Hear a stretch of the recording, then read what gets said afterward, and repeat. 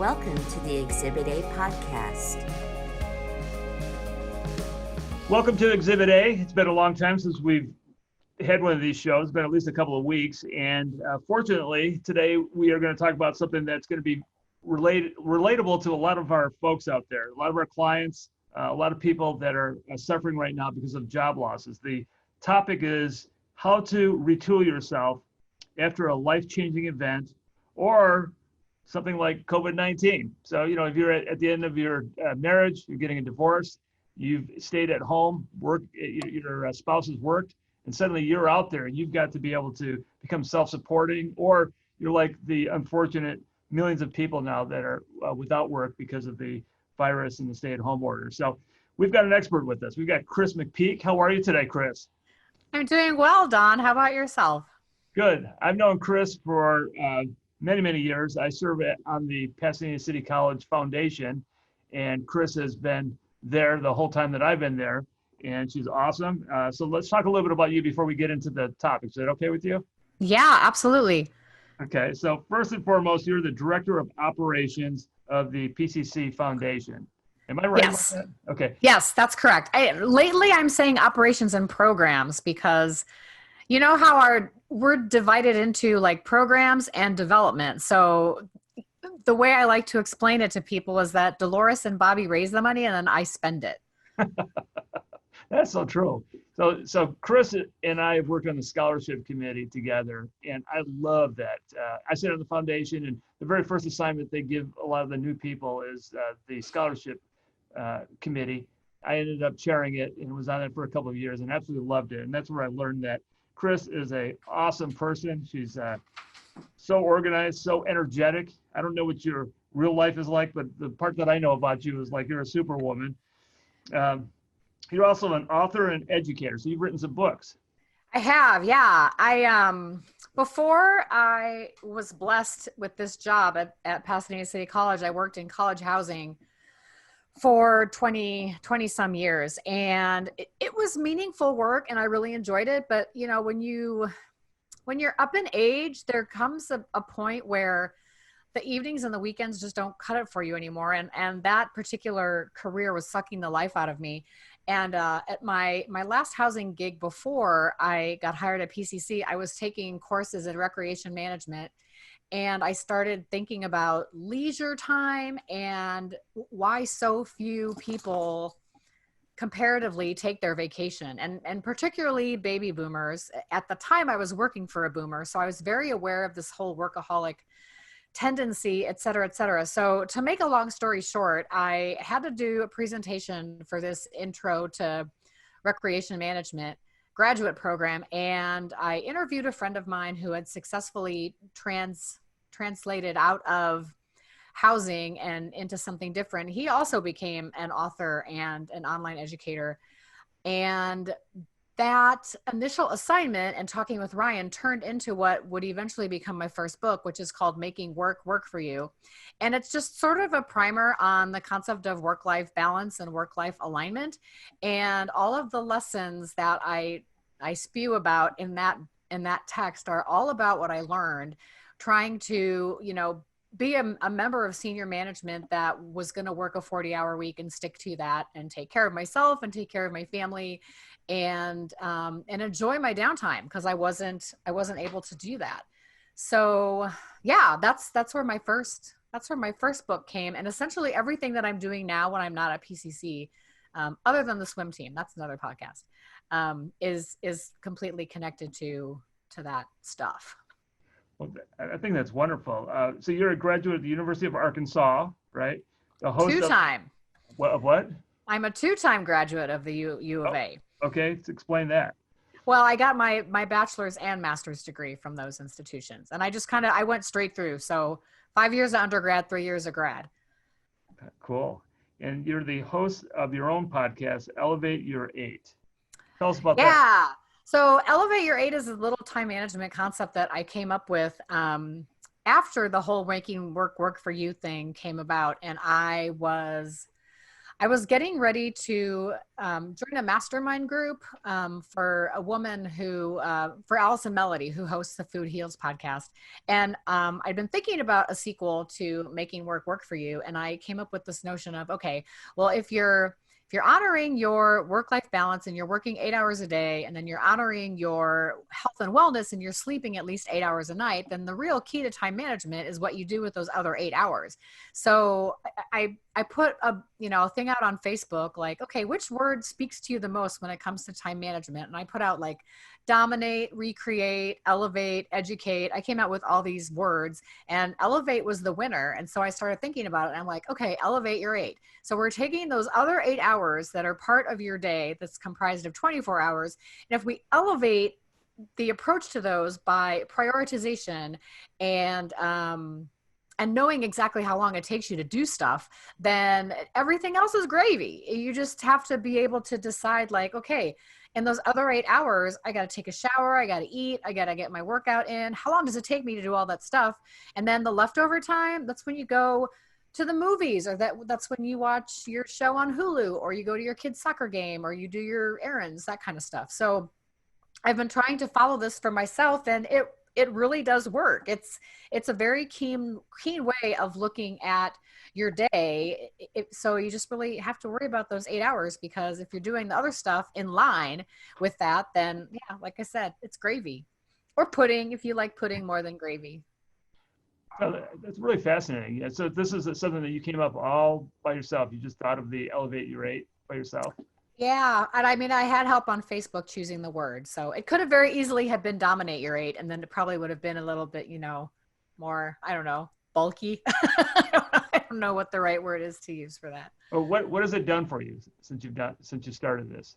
Well, the podcast, I think, gives me a lot of room to talk to people about issues that are important to me. And I think it's an added value to the world where there's so much running around and rushing around. And, if there's one phrase that I don't ever want to hear again, it's someone telling me that they don't have time for something, because that's a load of crap. We all have the exact same 24 hours in any given day. I think it's 168 hours in a week. So the difference between myself and I was just on this massive text conversation with my friend Janice, who's in this mastermind group with me. We're in a book course together, and she's just going on and on and on about, I have no time, I have no time, I have no time. I'm like, Janice, knock it off, because you're choosing this for yourself, and it's a matter of you choosing yourself for your downtime so that you can get these other things done. So yeah, I mean, I think, especially when I do focus on the fact that it's just 8 hours, and it doesn't seem so daunting then. So yeah, it's easy, it's fun, it makes sense. So I like things that are common sense, like practical cars and, the 4 food groups. I don't know. Well, I'm surprised by that, because you're so creative. Oh, thank you. So let's talk a little bit about your career path. I mean, you graduate from Arkansas, and then you had a career in university housing. What exactly was that? So I guess the easiest way to explain it so people understand is if you went to college and you lived in a dorm, that's what I did. And I did it from the lower level all the way up to the top. So I was a live-in resident advisor as a student. I was a graduate level hall director. I was a professional hall director. I did area coordinator positions in leadership. I was an assistant director at one school, which was basically a glorified area coordinator. I was an associate director and a director for 4 years at the University of Redlands. And you have a degree from there too, don't you? Right. Yeah. Yeah. So that was my directorship. And then my final housing gig was an associate director position at a larger Cal State institution. So yeah, I kind of worked my way up, and I mean, I loved having a team. I loved having a staff. That was probably my very favorite thing about full-time work. I loved working with students. I loved getting students to tap into their potential. I loved seeing people think about their career in one way, and then they join student government, or they get into a Greek organization, or they become an RA, and this whole other world opens up for them. And maybe they still do become an accountant later, but they work as a full-time hall director for a couple of years and continue to foster that type of, it's very hands-on work. And anymore, it's really high touch, and I don't like that part of it. But I think working with students is probably one of the most fulfilling things that anybody can do, because you're watching someone's growth and development, and it's happening right in front of you, especially when you're living in. It's like you're seeing all of it. And I love that part about college housing. I love that it's building community and really getting to see a student in all facets, the academic side, the personal side, the leadership side, all of those things. It's really special. That really explains a lot about, I think, your relationship with the students at the Pasadena City College, because you do seem to have a very close, meaningful relationship with so many of them, as I've observed that. But that's been your life, Yeah, it really has. And the nicest thing about what I do now is, instead of parents being mad at me because I had to kick their kid out of the residence hall, they're all thanking me because I gave their kid money and support the future of their education. So I really do. I enjoy that I get to be that person now. Okay, well, let's talk about what you do at PCC so that the people can put this in context. Because I'm going to start asking you some questions about how people can retool themselves. But let's lay a foundation here. What exactly do you do over there? So I originally was hired because our executive director, Bobby Abram, brought the scholarship program back over to the foundation from financial aid. It had been held there for a while, and scholarships were being given away, but the attention to those funds, and particularly those donors, wasn't happening. So Bobby wanted to bring it back so we could appropriately steward those donors and then really put focus on spending the money, getting the scholarships to the students who really needed it. So we purchased this software program that we use now as like a one-stop shop for applications and reviews. And when I first started, that was the main project that had to get off the ground. So I lived and breathed scholarship applications and reviews and awarding, for a while. And it, we really transformed that program. And not that financial aid did a bad job. They didn't, but they did. They worked with what they had to work with. And that was, an assistant director who was doing 10 other things, but I was basically brought in to do that one thing. So, and even though my job description it still says all the things that I'm doing, but I never really put my hands on those things until the scholarship program felt pretty solidified.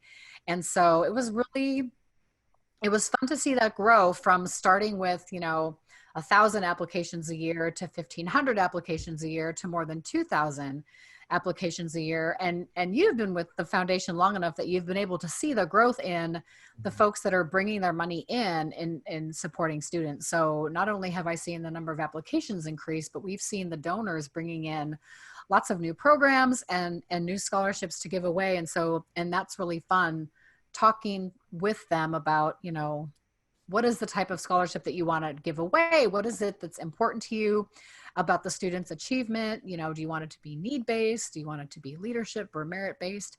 And those types of things. So it went from creating an application period that was different from any other school. I don't know that a lot of schools do scholarships the way that we do. We do everything in the fall, the money's given away by December, and then the departments and divisions take over in the spring and kind of do their own decentralized piece. And then, we have a fantastic party at the end of the semester. For the first 2 years I was here, we went off campus to hotels, and those were nice. But then when we figured out that we could make it just as special and even more special, having it on campus, it's been on campus for the last 6 years.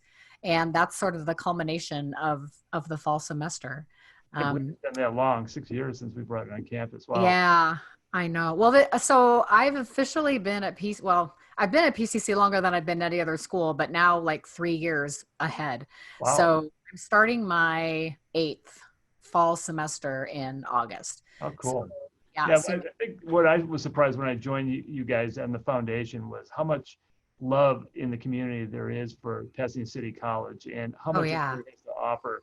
I just think that if anybody wants to get a second chance in life and they need something, to go there, that's where you go. So having said that, you're very familiar with the programs and you've seen some success stories. Sure. What are some of the opportunities that people have if they don't want to pursue a traditional degree? that they would have at PCC where they could retool themselves and become self-supporting and, have a new chapter in their lives? Well, I think what's great about the world of community college, and I honestly, I did not know this before coming to work at PCC. I was one of those people that had that mindset, well, like if a UC is the A team and the CSU is the B team, then the community college, those are like the JJJV people. And it wasn't until I got here and worked with faculty and saw the level of the students. So if anybody's concerned from a prestige purpose that going to a community college is beneath them, heck no.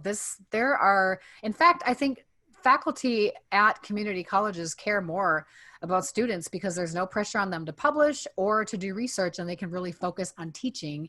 And I hear that every year. Students talk about how faculty has impacted them. We have people here that have come out of the industry and they're adjunct, so they know like what's happening out in the real world. And so what it really is, it's a great opportunity to try something on, like, try before you buy. And the investment is very minimal. When I think of what people pay for four-year educations, private schools and things like that, you could probably buy yourself, maybe 10 associate degrees and a couple certificates on top of it and still get the same level of education and training. I mean, a welder makes more money after a year or two of getting their certificate here at PCC than an entry-level marketing major gets coming out of Harvard. And that's just the way that it is. So you can learn a trade and get right out in the workforce and go do your thing. But if you're not sure what you want to do, then take a couple classes in different things and mix it up. There's open enrollment always, so you don't have to worry about dates.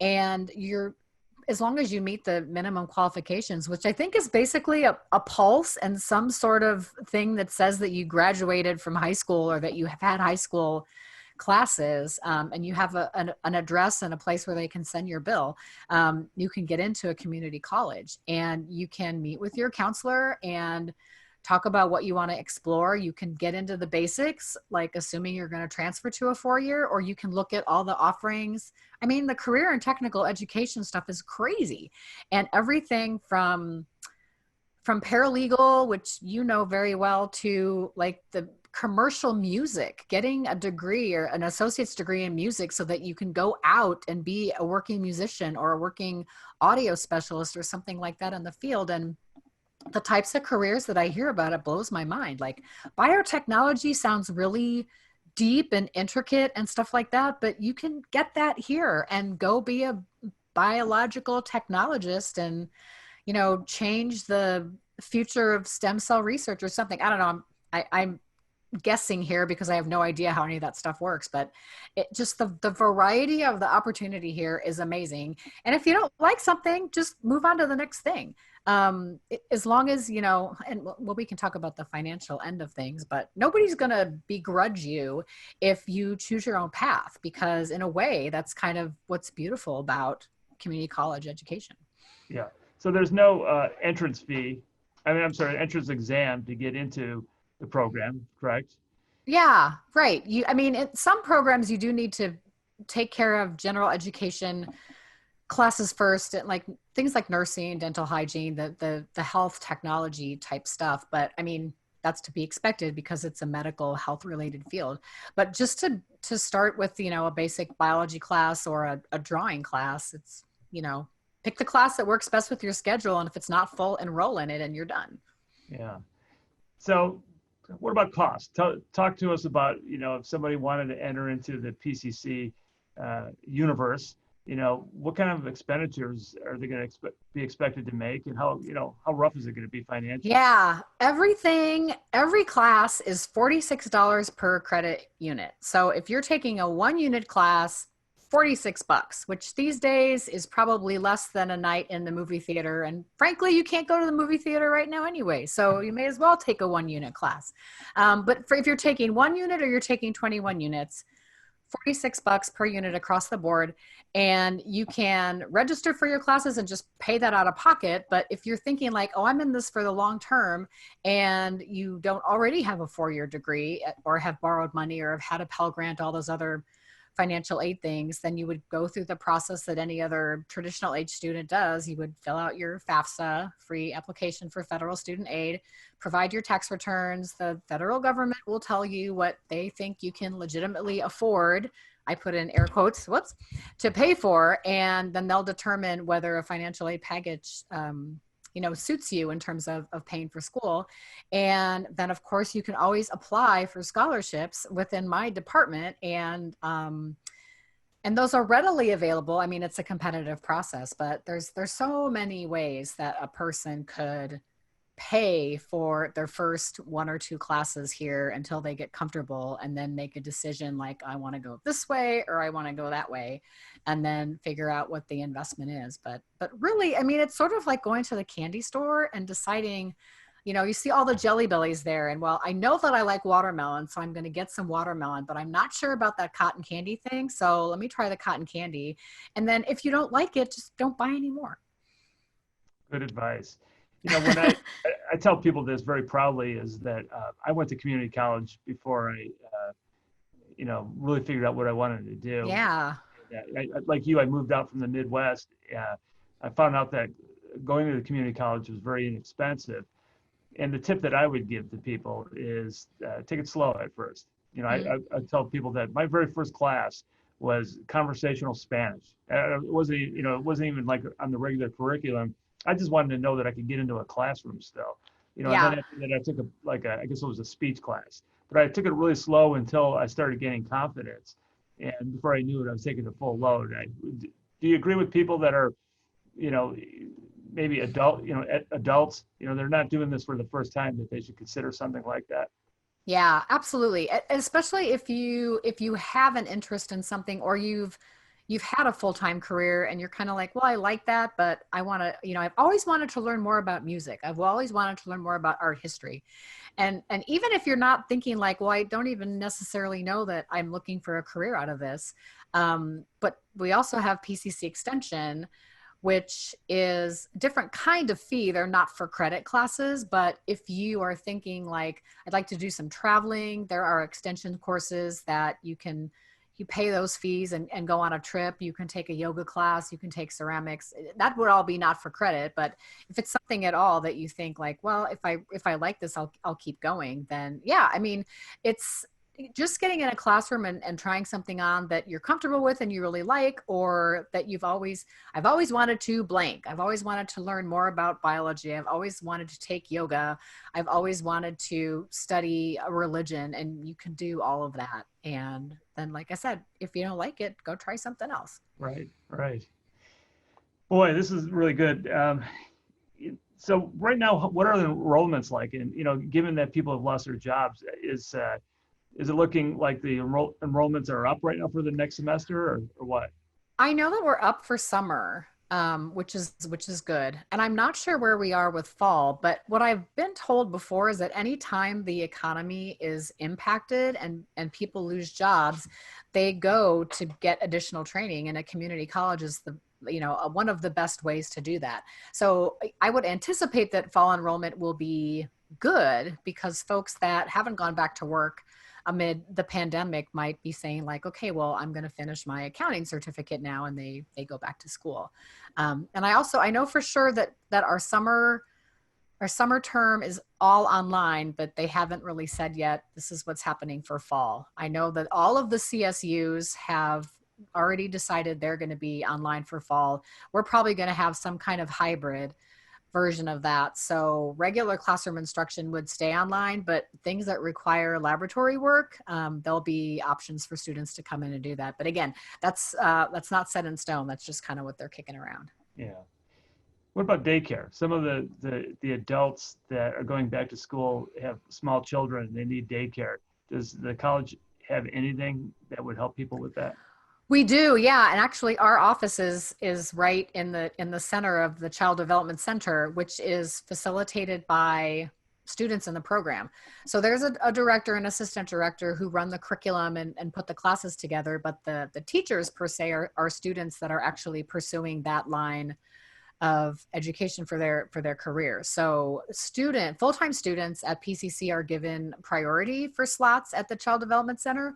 And I think from there, faculty and staff, and I think from their community. So from my tenure at PCC, if you're a full-time student and you're on a wait list, it really doesn't take too long, maybe a semester at the longest to work your way up to the top, because there's constant, influx of, my kid turned 6 and now they can go to kindergarten or something of that nature. But it's an amazing program. And, it's totally overseen by the Division of Social Sciences. So those students are getting tangible hands-on experience. I know a dozen people who have had their kids there over the years, and they all rave about it. So it's a great resource offered to students. Yeah, and the daycare center is, I guess it's on campus. It's actually across the street from the main campus, but it's right there. So if you're attending a class and you want to go to your child, it's right there. Yeah. You can drop your kid off in the morning, move your car over to the, the student lot, take your class, and then swing back over to where we are, pick your kid up and go home. Or if you're working, if you are working full time and you're taking classes at night or something like that, it's very flexible. And has been super helpful, I think, for a lot of parents over the years who have. I'm thinking of a woman.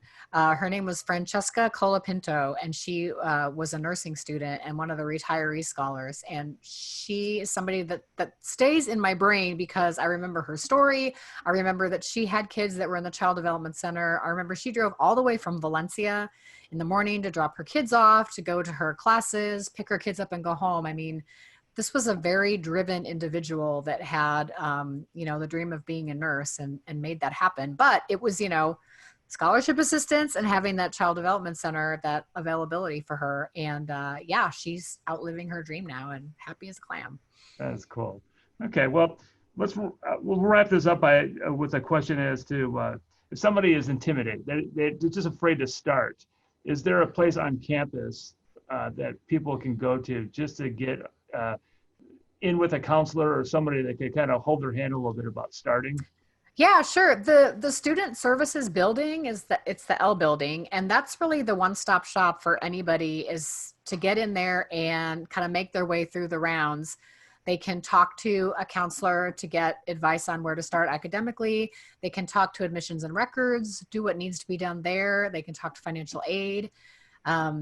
There's lots of, I guess the other thing that's really cool about PCC is the number of support services that exist for students. So if there's concerns about note taking, or folks that are dyslexic or have ADD, I know there are grownups that have that, they can go talk to someone in disability and psychological services.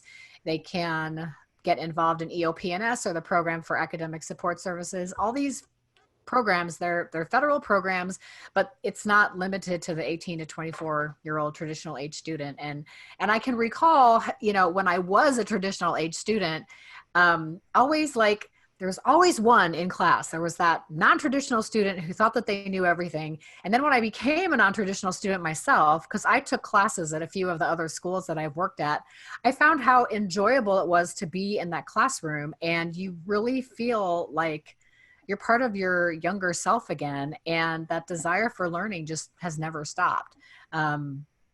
And I would take classes at PCC, but, I have these other two things that weigh on me all the time. And so, community college is a great place to reinvent yourself. And it's a great place to just try stuff. It's like going into the biggest clothing store in the world, trying on everything with no pressure to buy anything. And there's something really liberating and freeing about that, to know that any possible thing that you might want to learn it's right here. It's at 1570 East Colorado Boulevard, and you're not going to have to remortgage your house or sell your car or get your side hustle of your own to pay for it, because it's very easy to finance a community college education. Super easy. I already said the last question, but I have one other thing, and that is that people don't realize this, but what are the residential requirements in order to attend a community college in California, like Pasadena City College? I don't think there really are any, other than that you be a resident of the state. Now, I know that there are certain programs that are meant for in-district students. And when the whole Promise program was first being kicked around, and we did it for 2 years, there was a desire that they wanted to have students that live in the district to receive that. But now that the state is funding the Promise program, I think you could, I mean, yeah, we'd love for you to come to PCC, but any of the other California community colleges, if one is closer to you, or you have a friend that went there and you want to take classes with your friend, then yeah, I think you just have to live in the state of California. And even if you were in Arizona, you could take classes here. You'd pay out-of-state tuition like you would at any other institution of higher learning. But yeah, it's a no-brainer, really.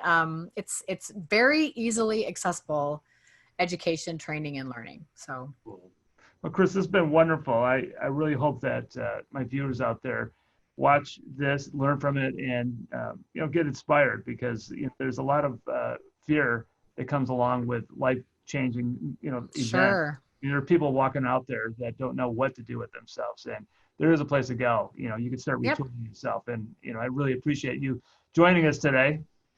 It is my pleasure. Anytime you want me to come back, just let me know and I will be here. Okay. Next time we're going to talk about more of your podcast and all those things. That is awesome. That sounds great. I'm happy to do it. Thank you. Thanks, Don. Thank you for joining us on Exhibit A. See you next time. For more information, visit us at PasadenaLawOffice.com.